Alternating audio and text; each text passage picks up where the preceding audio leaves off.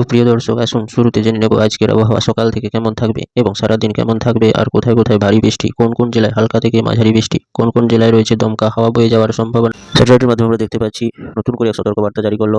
শরৎ পুজোর মাঝে এক নতুন করে সতর্কবার্তা জারি করেছে আবহাওয়া দপ্তর সূত্রে জানানো হচ্ছে, উত্তরবঙ্গ সহ দক্ষিণবঙ্গের বিভিন্ন জেলাগুলোতে এক নতুন করে আশঙ্কা প্রকাশ করা হয়েছে আবহাওয়া দপ্তর সূত্রে। উত্তরবঙ্গের বিভিন্ন জেলাগুলোতে আমরা দেখতে পাচ্ছি বাংলাদেশের রাংপুর, জয়পুরহাট এবং ঠাকুরগাঁ, ময়মনসিংহ, রাজশাহী এইসব জেলাগুলোতে আরও উত্তরে কনকনে শীতল বাতাস ক্রমশ প্রবেশ করবে, যার প্রভাবে আজ থেকে আরও কনকনে জাঁকিয়ে ঠান্ডা পড়ার সম্ভাবনা রয়েছে। এবং পুজোর মাঝে ঢাকা, কুমিল্লা এবং খুলনা, বরিশাল, বগুড়া এইসব জেলাগুলোতে আরও কনকনে ঠান্ডা পড়ার একটা জোরালো সম্ভাবনা জারি করলো আবহাওয়া দপ্তর সূত্রে।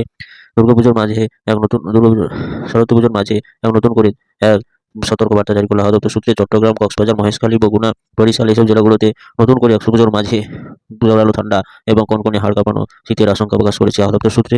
এছাড়া ঢাকা, কুমিল্লা, ময়মনসিংহ এইসব জেলাগুলোতে নতুন সতর্কবার্তা জারি করা হয়েছে, যে সকাল থেকে ঘন কুয়াশাচ্ছন্ন থাকার সম্ভাবনা রয়েছে এবং রাতের দিকে কনকনে ঠান্ডা পড়ার জোরালো সম্ভাবনা রয়েছে।